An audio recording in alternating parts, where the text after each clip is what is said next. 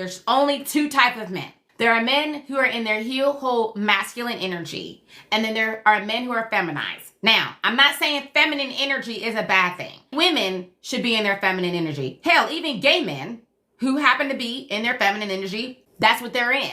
However, for a man who wants a straight woman, a heterosexual woman, who is feminized, that means that he is in his unhealthy feminine energy. That means he wants you to pour into him, which means he's going to drain you of your feminine energy, which is going to deplete your estrogen, which is going to lead to some biochemical changes that's going to happen into you that's going to lead to other health repercussions, such as increased risk in diabetes, heart disease, hypertension. Your cortisol is going to increase. That means it's going to increase your stress level, ma'am. So you're going to be more stressed out.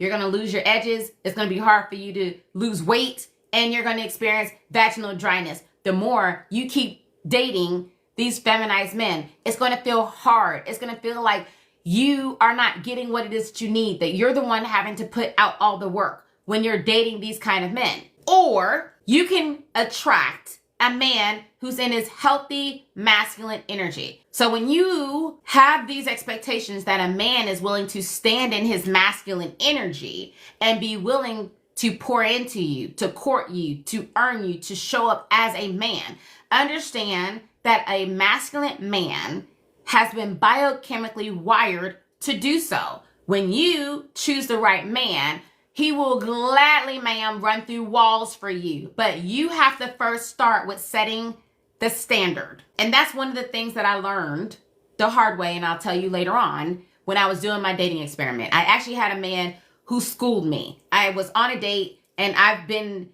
making money, because once I got on my feet, and I tell the story about when I got on my feet and I went from being homeless to now running a multi-million-dollar business. And when I was on a date, I was already making my own money. I was already doing my own thing. And I felt like I'm this independent. I can order whatever I want, and I'm going to drop the money for the tip. And I was on a date with a man, and I offered to pay the tip, and he was like, oh man, you did the thing. And this man was, when I say foin, like he was foin, he was a doctor or a surgeon or something, and he was a good guy. Like when I tell you gentleman, good guy. And so when I offered to pay the tip, he said, oh, you did the thing. And I was like, what did I do? I just offered to pay the tip. And he was just like, you basically showed me that you don't value yourself, because I'm the one that invited you out on the date. So you're basically saying you don't trust me to be the man, to be able to be the man, basically, and support or provide you, or to be able to have your back. That's what you're showing, that you want to be that man. When I tell y'all, because this was a long time ago, but when I say that he schooled me and I was sitting there like mouth on the floor, yes, I had one of those moments. And never, ever again did I ever offer to pay the tip. That's when I started to learn about the power of your feminine energy. So one of the things that I learned on my dating journey is I learned how powerful being a woman who's in your feminine energy is. First, to magnetize quality masculine men.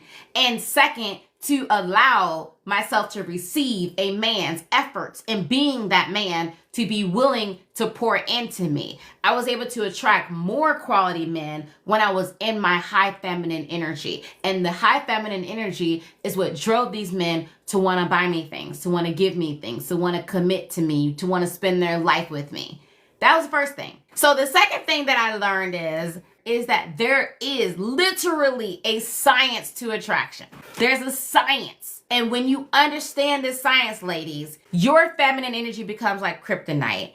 And you understand how to navigate the dating game in a way that actually empowers you to be in the driver's seat, that empowers you to be able to attract the top quality. Now, let's have a conversation. Now, here's the thing, ladies, that I really want you to start to adopt, okay? Date to your benefit. And stop dating to the benefit of men. All right? Now, let me tell you something that men have done very well. Men have brainwashed you to date to their benefit, and they will date to their own benefit while leaving you with nothing or less than nothing, and them getting all of the advantage and all of the benefits. What do I mean by that? When you are dating to his benefit, first of all, you're going to automatically contradict biochemically the way men are wired. You're going to automatically contradict the science of attraction and what really works with giving you the advantage. The second thing that you're doing is you're not dating to figure out what's going to work for you. You're dating on how you can get a man to like you.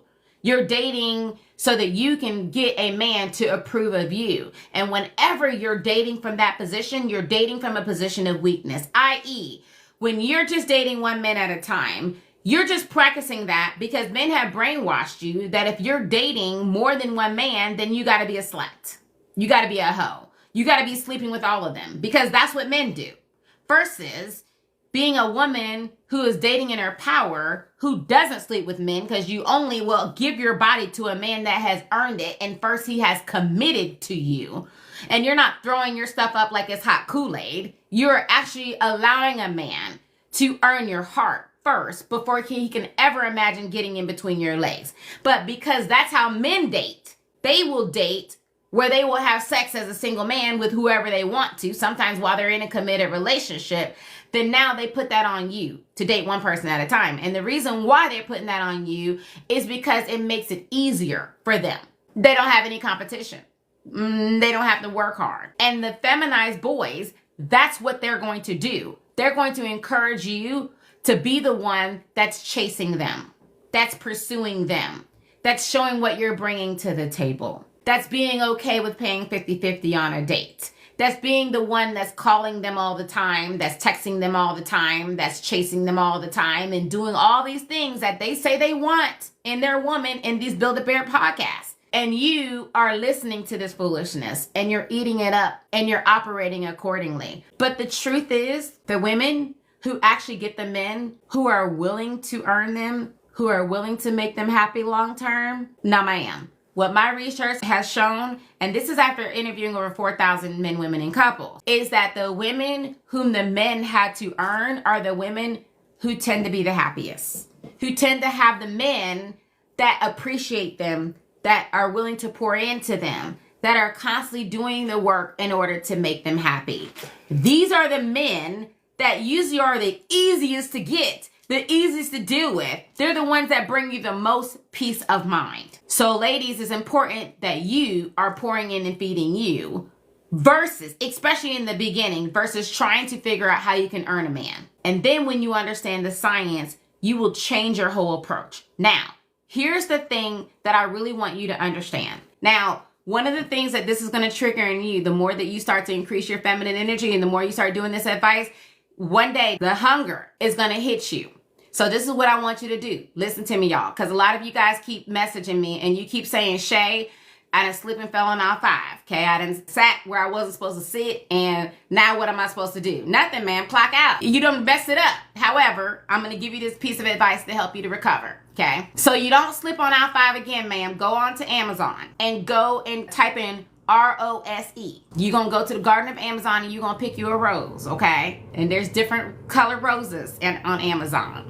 They come in purple, they come in pink, maybe they have green or yellow. I don't know, ma'am. Just go on and get a rose. And they come in different kinds. They have the flicky kind, they have the suction kind. They have all kinds of different special kind of roses. And that's what I want you to do. I want you to go and buy you a rose because we're going to take the edge off. Now, you might want to get a cucumber. You might want to get an eggplant, ma'am. Whatever your desired vegetable is, that's your business. But whatever you do, go get something. So you don't set yourself up, ma'am. So you don't set yourself up for failure. So you don't end up just because it smells good, slipping and falling on aisle 5. Because the moment that you slip and fall on aisle 5, you have given your power away to him. You don't have the power.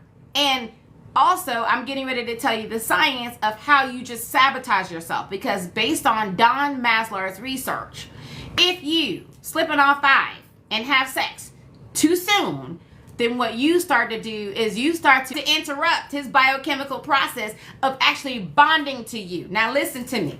Listen to me, write this down. I don't care how much that man is doing for you. I don't care how much he says that he loves you. I don't care how much he loves having sex with you. I don't care all the different things he keeps saying of what he wants to do for you. If that man isn't committing to you, if that man isn't talking about the future with you, if he is not pouring into you, if he is not willing to sacrifice for you, and the way men sacrifice is with their time and with their money, then ma'am, he is not biochemically bonding to you. That means you will be replaced. Not if you might be replaced, you will be replaced. Your goal is, from the beginning, to trigger vasopressin as hard and as fast as possible.